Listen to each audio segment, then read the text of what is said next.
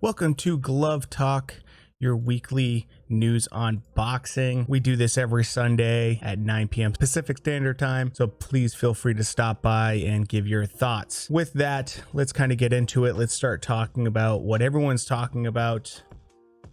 And to me, I think this is something that is kind of special because for our first episode, I get to talk about a living legend, and that is Mike Tyson. Mike Tyson kind of broke the internet with his 5-second clip and then broke it again when he came out with the 21-second clip. I thought that, him being involved in boxing was pretty much dead. I thought that he was not going to be coming back in any way, shape, or form. So for him to come in and kind of start showing that he's starting to get serious about it was really interesting. This is him before he started training. This is him now. I mean, he looks fantastic. Immediately, Shannon Briggs started getting involved. And when Shannon Briggs gets involved, there's going to be a lot of kind of hoopla and a lot of, it's going to kind of turn into a circus, so to speak. There was an account saying that, Shannon Briggs and that Mike Tyson were going to fight, and it was going to be $20 million fight, and it was going to be bare knuckle and all this stuff. Later, it turned out to be fake. Of course, Shannon Briggs is going to continue to try to get himself and insert himself into this whole situation. Even today, he said that, he talked with Mike and it's official, they're going to fight. I don't really believe that. I don't really ever believe Shannon Briggs when he says this kind of stuff. The most likely thing that's actually going to happen, and what I would put my money on, Holyfield and Tyson having this trilogy. When, Evander Holyfield was on Joe Rogan's podcast, Evander was talking about coming back and kind of doing kind of sparring and stuff like that. Evander made it very clear that this was going to be for exhibition, and it was going to be something that he does purely as a way to kind of raise money for certain kind of causes and charities. He even said stuff like, there's going to be no, hitting to the head. It's just going to be body work. It's going to be kind of like light sparring and stuff like that. He talked about, Riddick Bowe possibly being a candidate for this. But what makes it even more interesting is when, Mike Tyson was on with Joe Rogan a while back. Joe started talking to Mike about the idea of his son, Mike Tyson's son, fighting as a professional fighter. And Mike immediately was like, I don't think he is. He grew up a very privileged lifestyle. I don't see him kind of going into that world. I don't want him to go into that world. And then, Joe kind of asked, Mike, so do you kind of hit the heavy bag? Do you kind of, show him a few things here and there? And Mike immediately was like, no, I don't work out. I don't do any of that stuff. Joe was like, why not? And Mike made it very clear that he's highly competitive. When he starts working out, or he starts kind of getting back in that world of boxing, he starts feeling like he could really compete, and that he wants to compete. He wants to be competing against not just people probably his age, but actual professional fighters. Evander talked about it kind of being friendly and kind of this light sparring and exhibition and everything like that. Mike kind of talked about the fact that he kind of can't help himself, that if he gets in that competitive mode, that he almost goes for it, and he wants to be in that competitive kind of world a little bit when he starts working out, or he starts feeling that kind of confidence again. Whether or not it's going to be friendly sparring if they go at it again, I don't think it would be. After the internet went so crazy over those clips of his, I really think Mike Tyson, I would not be surprised if we see Mike Tyson actually square up with a real heavyweight. Not someone that's like a Anthony Joshua, not a Tyson Fury, not a Deontay Wilder type, but someone that's maybe in the top 80, a no name to you and me, but someone that they can kind of prop up with like a perfect record, and someone that Mike can go in there and probably beat. And if that happens, it could be really interesting to see what happens for Mike and where he decides to go with this. I almost think Mike's using the Evander fight as, I'm going to just try it, and then he's going to just keep going with it, regardless of whatever he decides to do, or regardless of if he decides to really be back, or if these are just exhibition fights for charity and just to kind of make some money. I really hope Mike just takes his health into consideration, and regardless of everything, I wish him the best, and I hope he does make plenty of money off of it, because boxing, as we all know, is no joke, and guys fighting at 53 years old, it's just a little bit scary to watch, and I don't love the idea of them fighting. That said, if Mike Tyson's fighting, I am buying the pay-per-view. I am absolutely watching that, and I'm sure you are too. Kind of speaking of Evander Holyfield, this week he talked about the fact that he believes his son could be better than he was in boxing. I think that's very sweet of Evander Holyfield to say that. I think that's very encouraging of him to say something like that about his son. I don't believe it. I don't know if Evander actually believes it. I'm not doing that to diss his son or kind of be harsh on his son. The reason I say that is because Evander Holyfield is a very special and very different kind of fighter. He had that rough upbringing, which a lot of fighters have, but the thing that made Evander so ferocious in the ring and made him so driven in the ring was the fact that he felt for a very long time like he wasn't getting recognized the same way Mike Tyson was, and that kind of drove him to be the fighter he was. It drove him to try to be this person that people saw and actually recognized for the skill he had and the warrior mentality he had. I hope that his son does do well, and I think it'd be a very special moment for him and his son if his son wins a title or wins a couple big fights. You know, that's fantastic, and I wish him all the best, but I don't truly believe his son's going to be a Hall of Famer in the same way, you know, Evander Holyfield is. Now, with that said, let's get into one of my favorite weight classes, and that's the lightweight division. So, right off the bat, Linares said that he is a 4 times world champion and Ryan Garcia is simply just an internet champion. Yeah, that's pretty accurate. You know what? I'm actually very intrigued by this fight. I really want to see what happens here. You know, you kind of have almost like this could be a passing of the torch, because you had Linares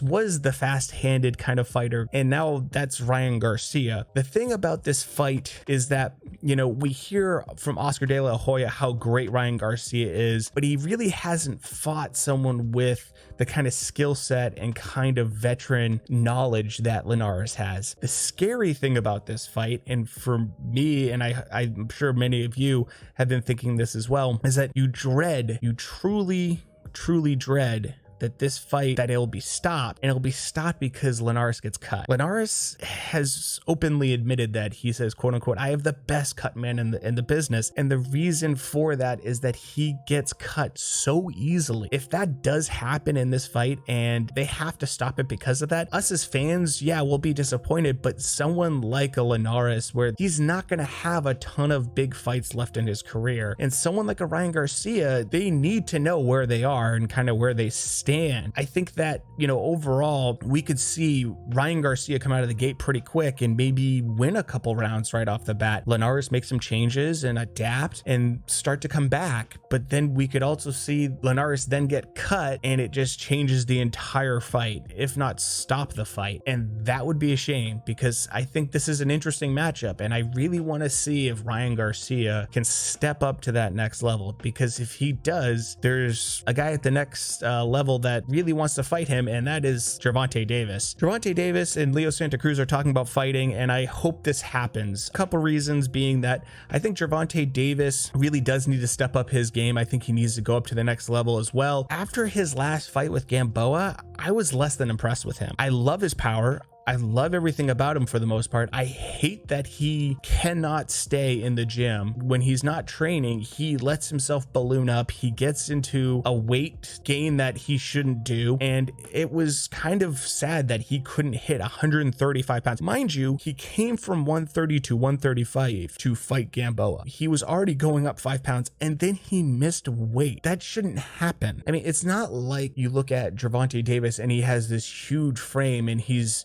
oversized for the weight class. He's not. I think that with this fight, we're going to see Leo Santa Cruz win it at 130, which he should. I don't see why you'd want to give that edge to Davis at all. But the thing that makes this fight so intriguing is whether or not Gervonta Davis can really make weight. And if he can't make weight, what's the penalty going to be? Is it going to be $1 million? Is it going to be $500,000? If I'm Leo Santa Cruz, I'm going to make as much money off of him making weight as possible. Other thing is, I looked at the punch stats from the Gamboa fight, and it was kind of shocking. It was shocking to see that Gervonta Davis, fighting at lightweight, was throwing the same volume as punches as heavyweights do normally. That's not good. that's not where you want to be, and that just shows he doesn't have that kind of gas tank that he should for a lightweight. Leo Santa Cruz, on the other hand, throws a lot of punches. That's what makes this kind of an interesting fight in a way, because if it goes to decision, I don't know if Gervonta Davis can win. I see Leo Santa Cruz throwing 5, 6, 7, 8 punches to Gervonta Davis's 1. If Gervonta Davis doesn't land that one big right hand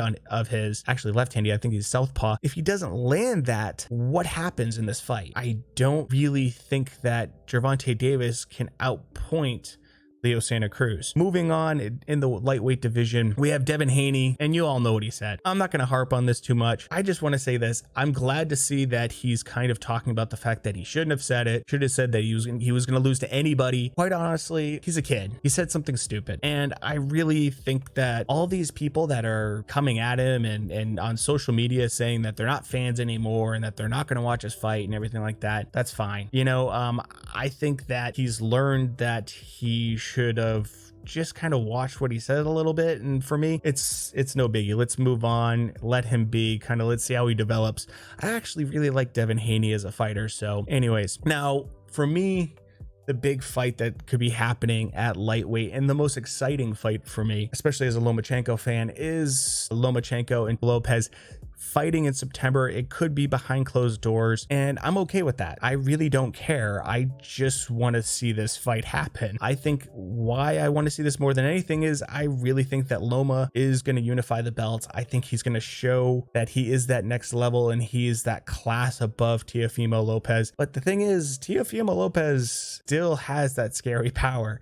I mean, going into the Richard Comey fight, I thought for sure Richard Comey was going to use his length. For sure he was going to try to box him a little bit more and keep distance, and he didn't. And wow, did Teofimo Lopez make him pay. Regardless whether you have Loma winning this or not, I personally think that it's going to be interesting. I want to see what Teofimo Lopez can do when he starts getting challenged, and what happens to him when, you know, his game plan goes out the window.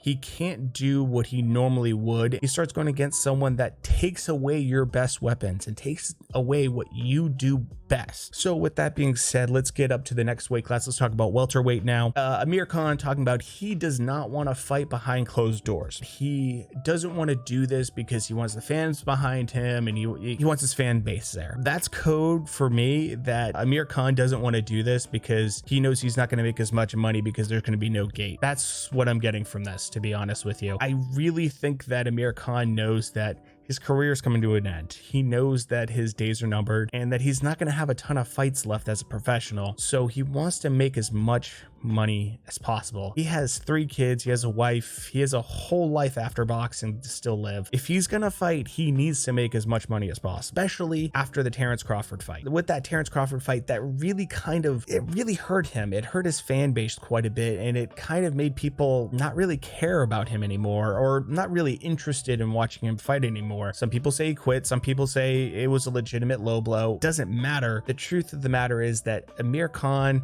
he still has a couple fights left in him, and where he goes with that, that's up to him. I'm very curious, you British boxing fans, do you care about the idea of him fighting Kell Brook? Is that a fight you still want to see? Because if you do, I'd love to hear your opinion. I know us US boxing fans, we don't really care about that as much. Pretty much right after the Spence fight where Kell Brook lost to Spence, that was a great fight, we kind of lost interest in Kell Brook a little bit, and especially after the Terrence Crawford fight, we definitely lost any appetite to watch Amir Khan fight. What do you guys think? Let me know down in the comments below. Tell me what your thoughts on this are. Speaking of the man Terrence Crawford, Arum says that he wants to set up a Pacquiao, Spence, or Porter fight for him next. I'll believe it when I see it. You know, with Cain Velasquez fight, a lot of people thought that he was losing that fight. I had him down in the cards in that fight. Granted, he turned it around and he did win. 2 of these fighters are under PBC, and I don't think the PBC and I don't think Al Heyman wants to give any kind of fight to Terrence Crawford, not unless Terrence Crawford's going to be the B-side. Terrence Crawford's not going to be the B-side. So does that mean Arum's going to give the Pacquiao fight to Terrence Crawford? Love to see that fight. I think in general, Terrence Crawford would love to fight Manny Pacquiao. I mean, everyone in the division wants to fight Manny Pacquiao. Danny Garcia talks about the next fight he's going to have is either Spence or Pacquiao. Everyone wants that fight. Mikey Garcia is talking about he wants to fight Manny Pacquiao. I don't know who's actually going to do it, but I really think that Pacquiao is going to pick someone who he feels comfortable with, someone who he feels like he can beat. And I think Bob Arum knows that if he puts in Terrence Crawford against Manny Pacquiao, he could win. That would put a little bit of a dent in Manny's end of his career, but at the same time, that could transfer some of those Pacquiao fans into Terrence Crawford fans. But if Terrence Crawford loses to Manny Pacquiao, that's going to hurt him. And that's certainly going to make it less appetizing for Crawford-Spence fight. In fact, I don't even know what's going on with Spence right now. I hope he's okay. I hope he's recovering fine. And I can't wait to see him fight. But he might not be the same fighter. And it's too bad because I would have loved to seen him before the car crash fight Terrence Crawford. Now, going on from this, start talking about some of the middleweight division. And first person we're going to talk about is Chris Eubank Jr. talking about how he's not impressed with Charlo. Chris Eubank Jr. talks a lot. He's talking about how it's going to be easy to beat Canelo and would love to fight Charlo. And I don't know who he's going to fight next, but I just want to see, Chris Eubank Jr. active, especially now that he's training with Roy Jones Jr. I believe Chris has even said that this is the best he's felt, or this is the most he's ever learned in camp. If you're going to learn from anyone, Roy Jones Jr. is certainly someone that you can learn from and take some notes from. But I also think it's a respect thing with Chris, because I think that in the past, Chris really didn't respect his trainers and didn't feel as though his coaches were going to give him enough. And I think with Roy, well, he knows where Roy's been and what Roy's done. And so I think that gives him a certain amount of clout that will hopefully enable Chris to be a little more active and step up to the next level. I'm excited to see where he goes from here. Demetrius Andrade saying that he can beat Triple G and that he used to be excited about an idea of a Triple G fight, but he's not anymore. I don't understand this. I really don't understand this. Demetrius Andrade, you should want a Triple G fight now more than ever. He looks beatable. He looks mortal finally. Why would you not want that fight? Demetrius Andrade, he said that he could beat him in his prime. He could beat Triple G in his prime, and that he doesn't want to fight him now because he's not in his prime, and that Canelo fought him when he's not in his prime. And so, yeah, he won, but it's not prime Triple G, so it doesn't really count kind of thing. Regardless, I think that's a bunch of BS. And if you're Demetrius Andrade, you're kind of already left out in the cold when it comes to the middleweight division. You don't have the fan base. And I think what you should be looking for is someone like a Triple G to help elevate your status. Let people know who you are a little bit more, especially for the casual fan base. They don't know who Demetrius Andrade is, especially when you're fighting someone like was it Luke Keeler was his last fight? Who cares? You're not fighting big names. So if I'm him, I'm trying to look for someone like a Triple G who's on his way out, who's starting to look mortal, who would be great to have on your resume as a win. Regardless of when you fought him, it's still a win. Now we're going to move super middleweight. John Ryder's eyeing fighting Danny Jacobs. I hope this happens. One, I think John Ryder beat Callum Smith. I think Callum Smith knows that John Ryder beat him. And so to see, John Ryder go from a Callum Smith upsetting loss to someone like a Danny Jacobs is fantastic.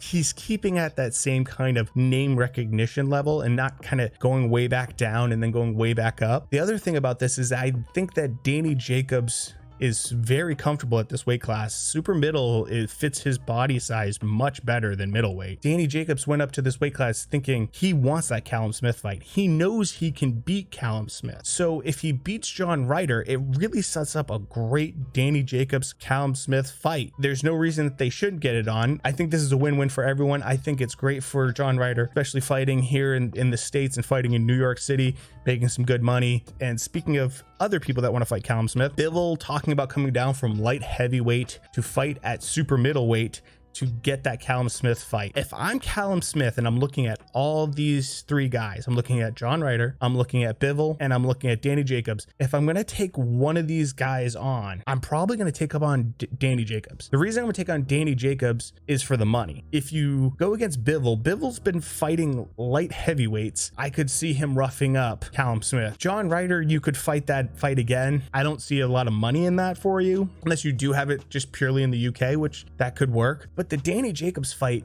if he beats Danny Jacobs, it could be a really nice name on his resume. The money could be great. He could kind of introduce himself a little bit more to that New York boxing fan base and just the American fan base in general. He's the one that's most attractive to me if I'm Callum Smith, just purely based on namesake alone and how well he's known. I don't want anything to do with Bivol. Bivol is a very tough fighter. Quite frankly, if I'm Callum Smith, I'd just stay away from him. So with that said, we're going now to the big boys, heavyweights, my favorite weight class. I'm sure your favorite weight class. So let's talk about heavyweights and some of the news that's going on here. Parker manager has talked about him fighting now Lucas Brown and that this is going to happen. Who cares? I don't care. I'm sure you don't care. This just isn't an appetizing fight. I mean, let's be honest about it. Joseph Parker's a top 10 heavyweight. Where you put him in there, that's up to you, but he's a top 10 heavyweight. Lucas Brown lost to a guy who I think is hilarious and a fun boxer to watch on Instagram, but isn't the best boxer, and that's Dave Allen. If Dave Allen can beat you, I'm gonna guess that Joseph Parker is gonna beat you. I don't get this fight.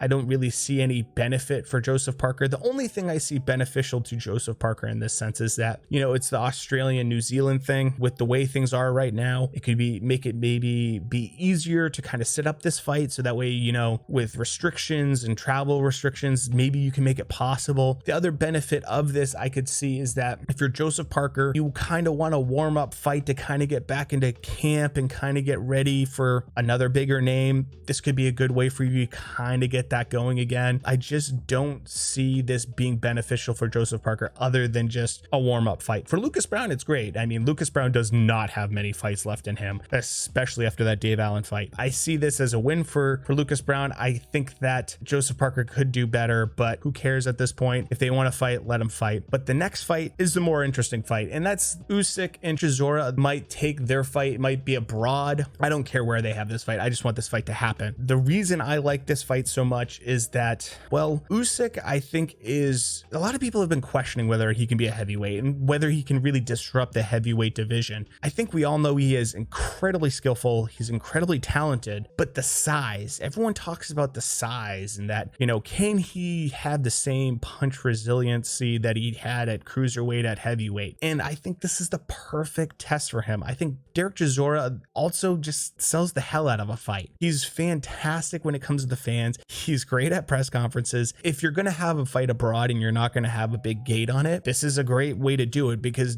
at least you're going to get at least a huge UK fan base. You're going to get the hardcore fan base for Usyk in general. Derek Chisora, I mean, he sells tickets. He sells pay-per-views. Maybe not to the same level as some big heavyweights, you know, not the elite level, but he's a great starting place for Usyk, especially after Usyk's last fight. This is actually a real challenge. Derek Chisora is going into this fight gonna try to knock off Usyk and show the world that he can fight at that next level. I think both guys have something to prove with this fight. I think both guys could really benefit, and whoever wins this, it's going to be interesting because with Usyk being the mandatory for Anthony Joshua, this could just kind of stir things up a little bit. Now, granted, we'll get to kind of Anthony Joshua and where he's at. I don't care where they have it as long as they have this fight. So next big fight, speaking of having kind of a different setup for a fight, Eddie Hearns has talked about big plans and how he wants to kind of go forward having fights. This is a great option, I think. You know, if you're not going to have a gate and you know that you don't want to rent out stadiums or you don't want to rent out the O2 arena, you might as well not pay for that. You might as well use your own property and just rely on pay-per-views. It's kind of a win-win in that sense. It's the best that you, well, I should say it's the best you can do, right? In this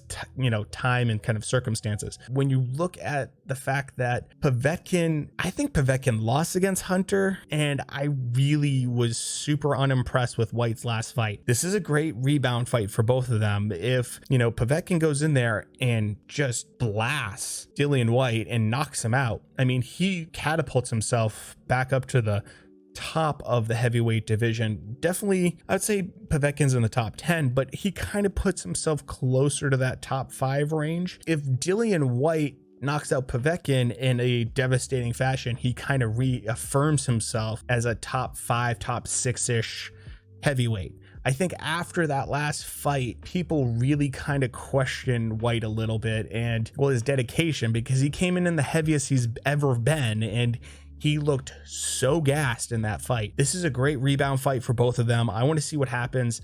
regardless, it's going to be interesting. I don't think this one's going to go to the judges. I'm pretty sure that someone's going to get knocked out in this fight. We'll see what happens. So Arum shoots down this idea that Wilder revealed the step aside money. Look, this is a much more complicated situation than people really want to give it credit for. I think some people want to say, well, it's just simple. You know, Deontay Wilder should just take a step aside money because he's not going to beat Tyson Fury. And, you know, why go through it again and possibly get embarrassed again? Just take the money and just kind of let AJ and Tyson Fury battle it out. Let's look at this from kind of a few more angles than just that. You have, you know, Shelly Finkel and you have Al Heyman looking at this, and they sure as hell do not want to give up an opportunity for a WBC belt, especially the heavyweight class. They don't want to give that belt away. They don't want to just say, yeah, go ahead, we're going to take some money, regardless of what they're going to pay, you know, Wilder. I think it's 40%